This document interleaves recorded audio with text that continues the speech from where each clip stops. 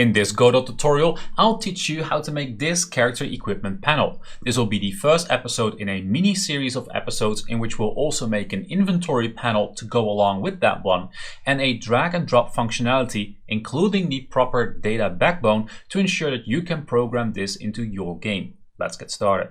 I'm here in an entirely blank project. Follow me along as we set up the basics.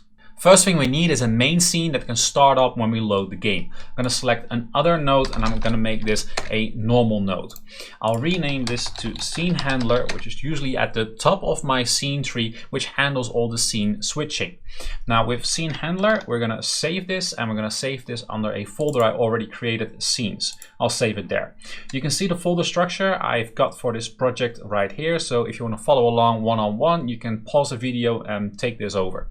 Now with this done, we're going to go into project settings, and under the run right here, we're going to set the main scene to that scene handler.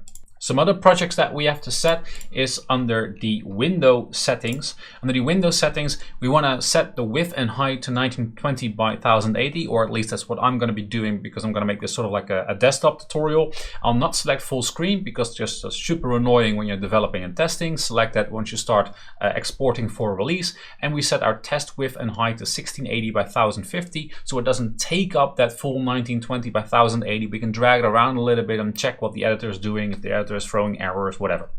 Underneath here, we want to set the mode to 2D and the aspect ratio to keep, to make sure that everything stays nice and tidy and doesn't resize in any weird ways. Next up, we can set up a basic scene structure. This is not absolutely required for the tutorial to work, but it will help you navigate this project and where to plug and play these various elements into a project that you may already be working on. I'm not going to be emulating the game menu or any of the scene switching. We'll only be doing the main sequence. This can be either a 2D scene or a 3D scene. That's up to your choice and what kind of game you want to make. This is a user interface tutorial, so it applies to both of these dimensions. I'm going to pick 2D scenes because, well, I gotta choose something. I'll rename this to main, and a main sequence is always accompanied by a canvas layer node. The canvas layer node helps us to project our user interface elements in front of everything else. We'll rename this to user interface, and the user interface pretty much consists of two different kinds of user interface elements. We have the graphical user interface and we have our user interface panels. You want to make sure that your graphical user interface panel, I'll rename it here immediately, set to full rectangle layout, is on the top of this canvas layer node that we renamed to user interface. Therefore, any panel that we instance into the world, a character sheet, an inventory, a skill book, quest log, whatever, is going to be a child of UI, will therefore be a child that's underneath GUI, and therefore will be projected over the graphical user interface. That way you can drag your inventory over your health bar and over your skill bar, and it's really just on the top while you're working in that user interface panel. Now, of course, we would want this character sheet to be instanced into the world when we press a button or hit a shortcut. I'm not going to be programming that, so we'll just make sure that it's always on here. To do that, I'm going to go to Scene, I'm going to go to a new scene, I'll create this time a user interface that's automatically the full layout, and I'll rename this to Character Sheet. Now, I'll save this scene under my Scenes UI, and I'll save my main menu under Scenes Main. Now with that done, we can go to our scene handler, and under our scene handler we can instance the main scene, and in the main scene under UI we can instance the character sheet.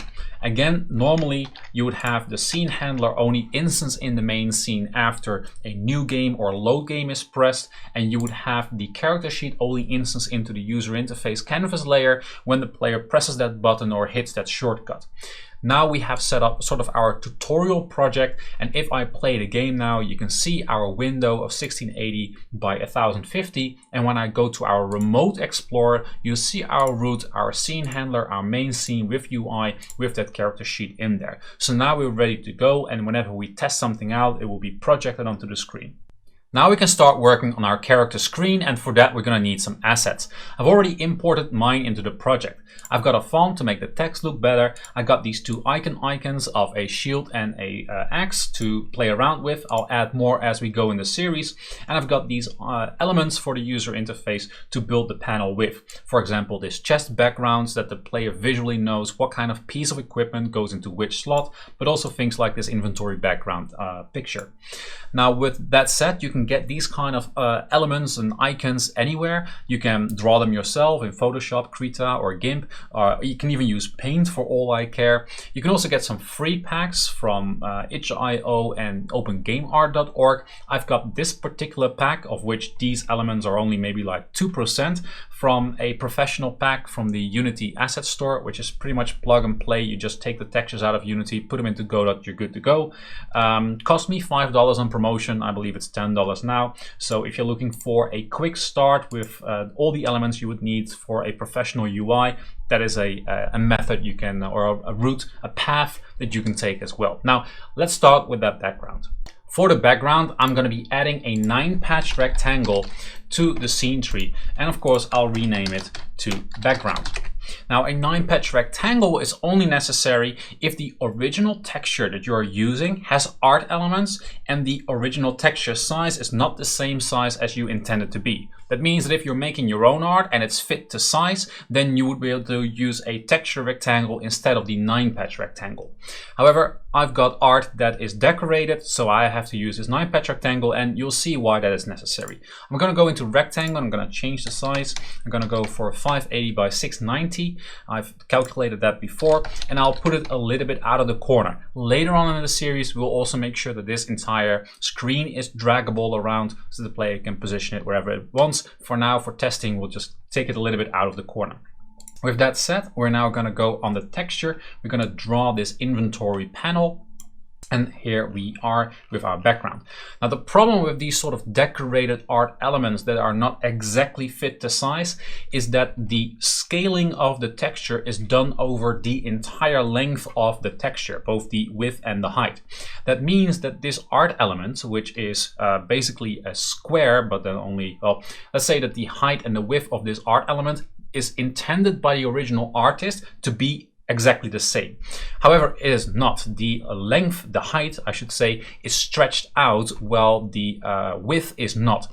And we can change that here with the patch margin in a 9-patch rectangle.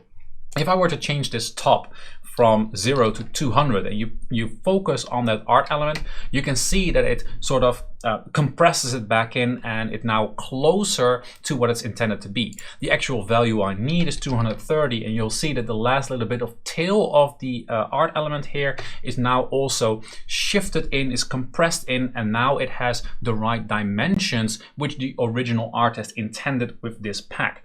Now with that, we also have to do the button, also 230. I don't have to do anything with the width, as the compression, the size that the texture started with and the size that I want it to be, makes that there's currently no weird compression or stretching from the width of this element. So by using this 9-patch rectangle, I can make sure that the original artist impression, that was, you know, the creativity of the original artist is kept in how I'm using the art, and there's no weird stretching or compression. So now comes the fun stuff, because we have to start sectioning this panel up into its various elements. We need a left row of equipment slots, a right row of equipment slots, and in the middle we want the name, the level, the class, the silhouette, and the main and the offhand equipment slots. Now this is where people start to either hate Godot's control nodes or they absolutely love them. I absolutely love them, and I think it's a super powerful system, but it can take some fiddling around to understand it. So I thought, instead of just going through a super fast sequence of exactly things that you can copy paste in your project, I'm going to take you a little bit through the fiddling around with these nodes, so you don't only learn how to copy paste what I'm doing, but you actually learn how to use the control nodes a little bit more and apply that knowledge to other user interface panels that you may want to make. So with that said, to section up this entire background, we first need to separate it. We do that with an HBox container. So we'll go to our background and we'll add the HBox container to the scene tree. Now it starts small, so we want to set the layout to full rectangle. And let's start now with adding the VBox container for the left section of the equipment slots. We use a VBox container because we basically want to section that element up into 5 different sections for the various equipment slots we need to add. So on the HBox container, we'll add a VBox container. Now the VBox container starts out small, so let's give it a little bit of size. And let's say that your rectangle, you are 110. Well, that's not enough, but we don't want this border art here on the left side to be included. We want the elements we'll be adding to this VBox container to be nicely centered in front of this orange brownish background. So we want this VBox container to exactly overlap that yellow brownish background. So we can set the margins. That will be the first thing that most people think to do. And of course now we got it right there, but we see, okay, our box is not big enough. So let's size our box up to the correct size. And you know, you're fiddling around with that, you set it to 118 and there you go, your margin has reset. And that is annoying, and that's usually where people go crazy and pull their hair out, and I can understand why. So my solution is to use position and margin as little as possible. My solution is to not start with a VBox container, but we're going to start with a margin container. At margin container, we're going to set the size of that margin container to 12 pixels. And of course, we have to drag it in front of our VBox so that it's in front of the panel here. So now we have our margin container taking up the space for this border, and we may have to make it even like 13. That might even be a little bit better. And then we can set that VBox container, that has to be 117 size, then we can set that to take up the next space. But as you can see, our margin container and VBox container have a slight separation. There's a little bit of padding between the two. That is because this HBox container's custom constants are not being activated yet. So we want to check the separation here, and we want to leave that separation at 0. That way this margin container and VBox container are going to snuggle up nicely next to each other. So now we have the margin container and the VBox container, or I should zoom out a little bit, the margin container and the VBox container. So that works properly now. Now if you resize it to, for example, 119, the VBox container stays where it was in terms of the left side of the background, because the margin container is there and it cannot push that margin container away. So of course I'm going to reset this to 117 and we're good to go. Now the problem is, we also got some elements on the top here. And of course, we want these 5 containers, these 5 equipment slots we'll be adding, we want them to nicely space out. So we also need some margin on the top to make everything look good. To do that, we can use the HBox container and put that in a higher hierarchy VBox container. So that's a little bit the world around, but let's add a VBox container. We'll make this HBox container a child of VBox container. So instead of starting out and splitting this screen up into 3 horizontal boxes, I'm going to start and split this screen up into 3 vertical boxes. The top box being the margin container for the top, then the horizontal box, which is going to be the divider of our main elements, and then a margin container for the button, to make sure that everything is nicely organized and neatly together. So with this VBox container, I'll add a margin container. And oh, before I do that, I see I first have to set the layout to full rectangle here. Then we'll add this margin container. We'll add another margin container at the bottom. We'll set the margin container at the top, rectangle, to be a minimum Y of 12. We'll do the same on the bottom rectangle, minimum Y to 12.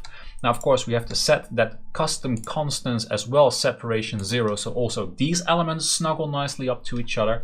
And you can see now that the HBox container has resized itself. It's not the layout anymore, because previously we could, when the HBox container was a child of background, we could set the layout properties, just like we can set the layout properties of this VBox container.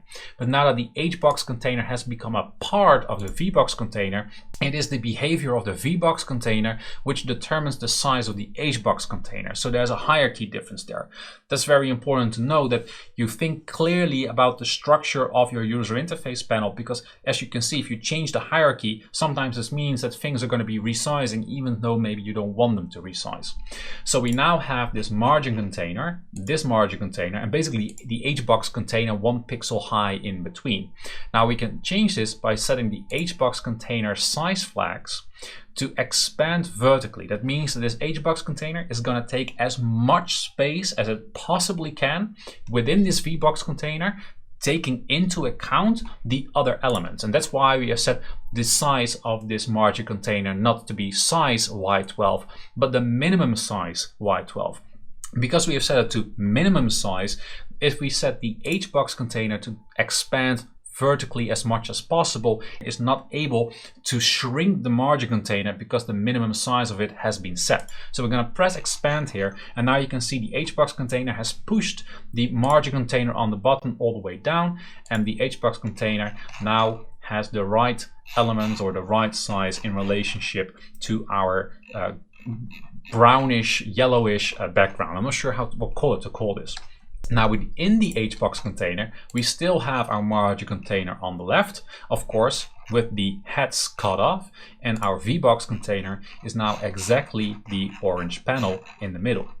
Now with that done, within this HBox container, we can draw some quick duplicates because we also need a margin on the other end of the screen, and we need another VBox container, so we can duplicate this one on the other end of the screen. Now in between here, we of course need a big panel. And the question is, how big does this panel need to be? Well, the answer is, we don't care. We're just going to add a new panel there. It can be a control node in this case. And we're just going to tell this control node size flags to horizontally expand as much as possible. As we have set these VBox containers minimum size instead of their absolute size, they know exactly how big they are allowed to be, and that means that this control node cannot push them anywhere smaller than that minimum size. So with the both of the backgrounds to be at symmetrical sizes, we now have this control node which is exactly the same size everywhere. Now we of course do want to check this has worked out properly, although this one looks a little bit too big. So maybe this margin container, sometimes that's in the art, sometimes that's in the shadows to give it a little bit more of a 3D feel. So now this HBox container, this looks pretty good, although this includes the border and that's maybe not so nice. So we'll make a small adjustment here, make this 116, maybe even 115. Yeah, that's better. And then we'll leave the control node a couple of pixels bigger. That's absolutely fine. So now we have a perfect separation, VBox, control, and another VBox. Of course, we want to rename this a little bit to make sure that it's more clear what we have done if we revisit this panel a couple months later. And we also want to make sure that all these names are not so unnecessarily long, so that in the code our node references are going to be a little bit shorter as well. So we'll quickly rename this VBox container.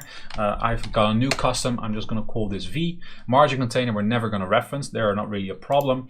Here, HBox container, we'll just call this H. Or we could even rename this to main, as this is holding all the main elements. Now, margin container we don't really care about. Here we got the left equipment slots. We got the right equipment slots. And we have our middle panel. I keep my names intentionally short, so once we start coding and we need all these node reference, shorter names is handy for how long your lines of code are going to be. Okay, with that said, let's start adding the first equipment slot. With the equipment slot, we want to have a stacked texture rectangle. We're going to have a texture rectangle for the background, and then we're going to have a texture rectangle for the icon that goes inside the background, inside the slot. So let's just make the first one. We're going to go to our left equipment VBox. We're going to add a child node, and it's going to be a texture rectangle. Now, as you can see, as we bring that in, it's 1 pixel high, and it takes the full width of its parent, the VBox container. And we don't want that. We want this to be 100 by 100. Now, don't start and try to set these size for parameters right here. It will resize itself anyway because its size is governed by its size flags. So you want to go down to size flags. These determine the behavior of how this element is sizing itself inside its parent. So we want to go and select shrink to center for both vertically and horizontally. And as you can see, from the outlines, we now have an equal amount, a symmetrical amount of padding on the left and the right side, as it's now centered in its parent, and we set the parent, the VBox container, to be exactly over this brownish yellowish background. That's why it was so important to set those margins up, so that now we don't have to change anything in terms of like margin or positioning. We can just use these size flags and everything is positioning itself automatically the way we want to. So with this done, we can rename this. This is going to be the head, so this is where helmets are going to go. We're going to go to the top, we're going to set expand on so that we don't get any weird resizing, and we want to drag an inventory frame in here. Now the asset pack, if you use this asset pack, or if you already bought this when it was on promotion in November, it comes with this inventory frame, which is just the frame itself, and it comes with this little background frame, which is like a frameless background. I've combined this into this inventory frame background in Photoshop. So if you can't find this element in the pack itself, but if you combine those two elements in Krita, Photoshop, or any other program that can do that, there's a couple of free ones out there, don't worry, you'll have no problem. We can make sure that we need one node less per equipment slot. So with like I don't know, 12 equipment slots, that's 12 less nodes in the tree, and less is always better as long as it has the same outcome. So with that said, I'm going to drag this inventory frame background into the panel here, and as you can see, that looks pretty good already. Now we need to add that default icon in here. So we're going to add another texture rectangle underneath this texture itself. With this texture rectangle selected, we're going to tell this texture to be the full rectangle of its parent. So it's going to take the 100 by 100 size that we just set to the first texture. Now we can rename this to icon. With icon selected there, we can go into margin because we wouldn't want it to overlap. I can demonstrate that to you. If I set expand on, I'm going to take my helm background, I'm going to put it in there. You can now see that we have lost the borders of our inventory slot. That doesn't look very good. So I'm going to set the margins to be 4 by 4 by minus 4 by minus 4. And now it positions itself nicely within the border. Now, with that done, we of course want to space this out, and we need a couple of them. So to get a couple of them, we're just going to duplicate 4 of these in here, and we can rename this, and I'll rename this and I'll drag some textures in here. So, you know, with the magic of editing, you don't have to sit through this. All right, here you are, lucky fellows, that you don't have to sit through that. Now we've got our 5 items in here: head, neck, chest, legs, and feet with their correct corresponding icons. Now, of course, we want to space this out a little bit. So we're going to select the left equip VBox. We're going to turn on its separation, and I believe 20 is a pretty nice separation. Now, of course, we want to push everything down a little bit, and we can do that very easily by adding another margin container to the top here, and I believe with a 25Y, we're pushing this down pretty nicely. Looks pretty symmetrical to me. That looks pretty good. Now with that done, we can start working on the right container. But before we do that, I actually have a tip for you. You see, I have a problem with this asset pack, and it's not a big problem, but it's a problem that I very often see within game developers, and they just it's an easy mistake to make, and it's not even maybe a mistake, but it's just really annoying. I've got here, let me just find an example. I got here this image, and it's called neck background, and I've kept all the names exactly the same here in the asset files. Normally I would rename it, but for anybody that is using the same asset pack, I just want you to be able to know which exact texture you have to be looking for, or do a search command for. So right here I got my neck texture, and here I have my pants texture, and I'm not sure if you recognize the difference here, but neck is a body part where pants is a piece of gear. And normally you would call pants legs, and that's what you see me do. You see me call this head instead of helmet, even though the texture was actually called helm underscore background. So we got head, neck, chest, legs, feet. I call it by body part, and we're going to continue on the right side with back, shoulders, wrists, hands, and fingers, or finger if it's one ring. So let's just call it finger. I do that because sometimes with different equipment characteristics, the naming convention can change. You have very often leather caps, but you rarely have a iron cap or a steel cap. We tend to just call them helmets at that point. And you have these sort of differences in naming conditions on various types of items. It's like maybe it's a cloth shirt instead of a cloth armor. Cloth armor is not really anything you hear very often. So because of the different naming conventions you can have from different pieces of material or material dictated naming conventions, you want to make sure that you just use this by their body part instead of their usual item naming. That is going to help you structure everything in the data, because then you can simply say in a data field that your chest armor goes to the equipment slot chest, and you can also say for your cloth robe that the cloth robe also goes to the equipment slot chest. There's no weirdness in there, instead of having to call one of those either robe or armor. So with that said, I'm not very happy with the naming convention. And you see that the artist that created this pack actually made that mistake, because some things are called pants, ring, and then we have shoulder. Here we have gloves, helm, and then we have chest. So you can see that how he's mixing up item names and body part names, and that just makes for bad data structuring. So do make sure you rename that, and my advice would be, if you're using this pack, to also rename those icons, those textures, those PNG files, so that you have absolute clarity on what you're actually dealing with. Now with this container on the right side, we can of course start duplicating and dragging, or start redoing everything again. There's actually an easier way. Make sure that you save your scene so everything is saved. Then with the right equip selected, we're going to go right mouse button, merge from scene. We're going to select the character sheet itself that we're actually working on, and we're going to select the margin container and every other node for each of those 5 equipment slots. We hit OK, and bam, they're in the right side as well. Now we can simply go to the right equip container. We can go to our separation, turn the separation on, turn it into, well, not 230, it's a little bit too much, turn it into 20, and now we got a symmetrical layout on both the left and the right equipment slot. And of course, I'm going to be renaming everything, putting in the right textures. I'll not drag you through it. Okay, here we are. We got the right side of the panel as well. Now let's focus on the middle section. For the middle section, let's just make sure a couple of these things are a little bit smaller. The middle section, we're going to add a child. We're first going to add a texture rectangle to have a little bit of a panel in which we can put the name. So we're going to add that texture rectangle, and that's going to start out small. Now we're going to be using a different layout system here. Now we're going to go for top wide.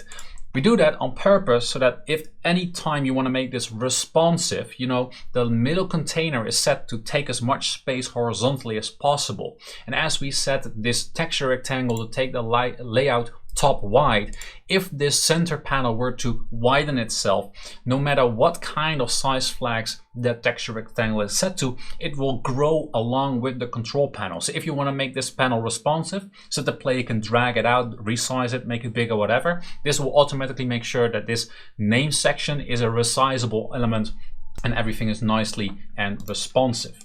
We're going to rename this to name background, and we'll tell this rectangle to be a 80 minimum size. We'll turn expand on, and I gotta check out the little bar. That's the one.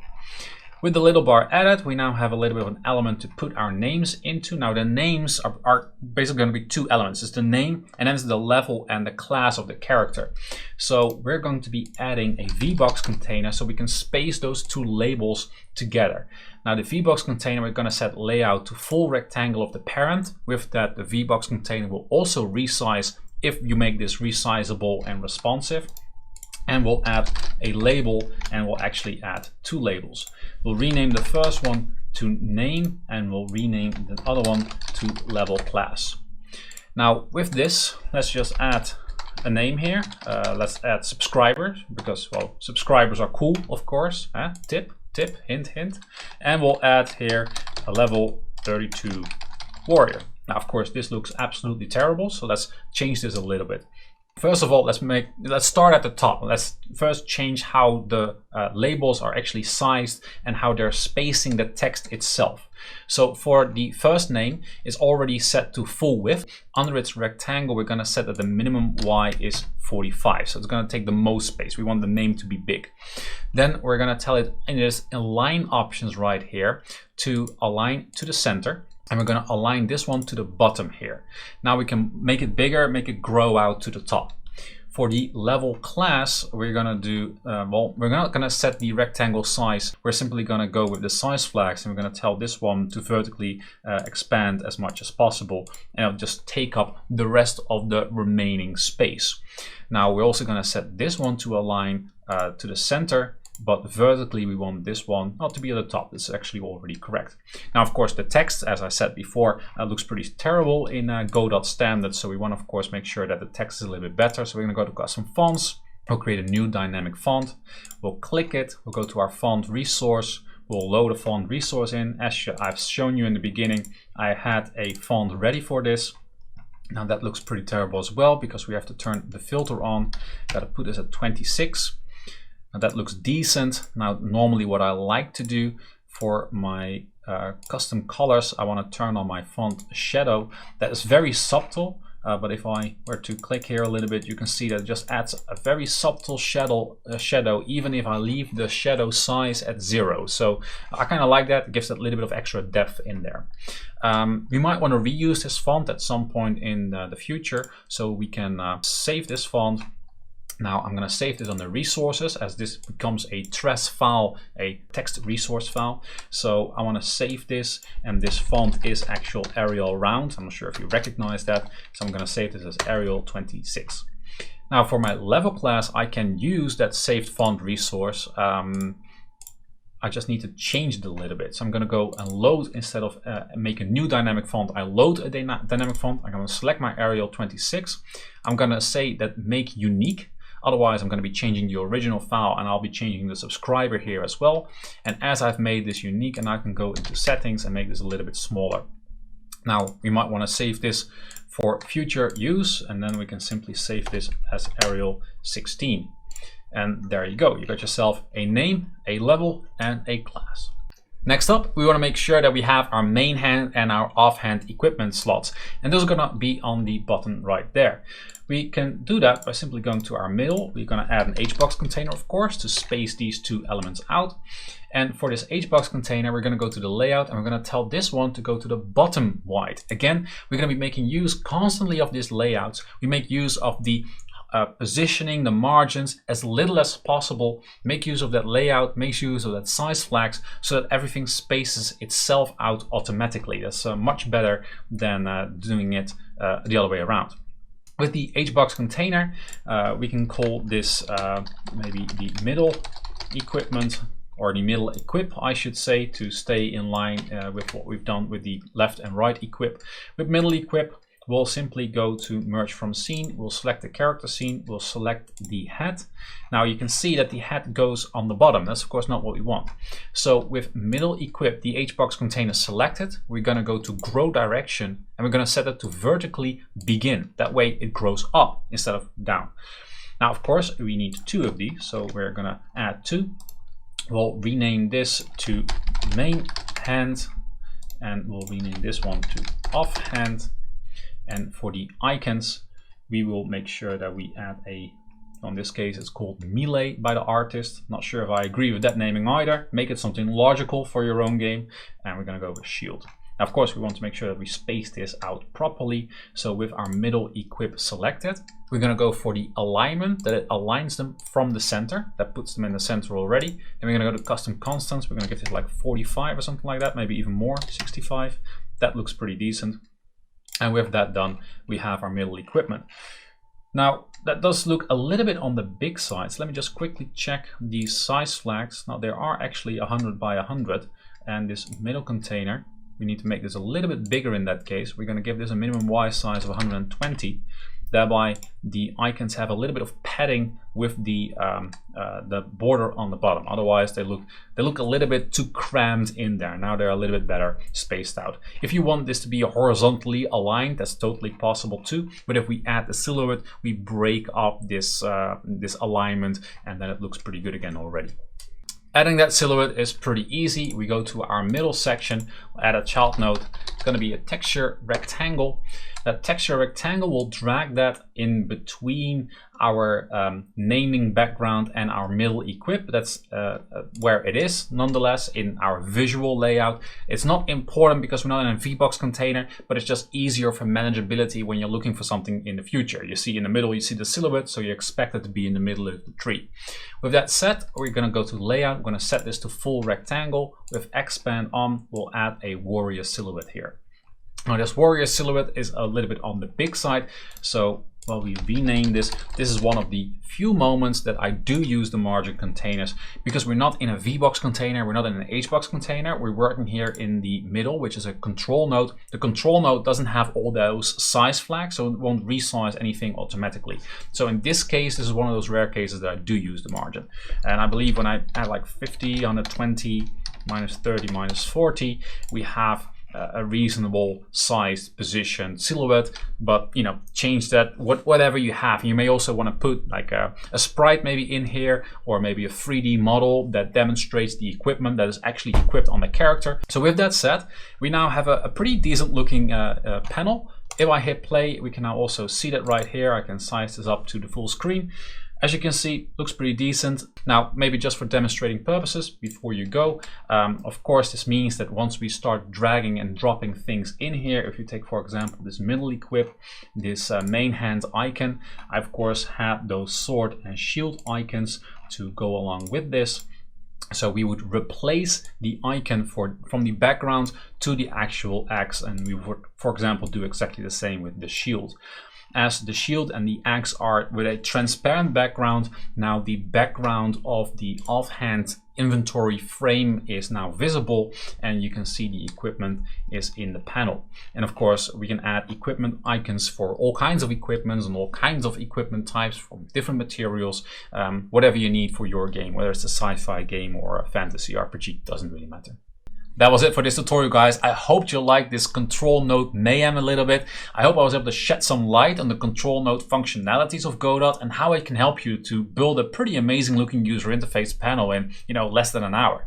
If you liked this video and if it was helpful, smash that like button, hit subscribe. Don't forget that little bell icon to make sure you don't miss out on the next couple of tutorials in this series, where we will build an inventory panel in a similar way, but then a little bit faster probably, drag and drop functionality, the data structure in the back end, and we'll probably do something with like calculating new player stats based on equipment changes and stuff like that, to make sure that it's like a fully fleshed out feature that you will be able to implement in your game. Hope you're looking forward to those tutorials. I sure do. I hope to see you there. Until then, keep on gaming, keep on coding. See you later, guys.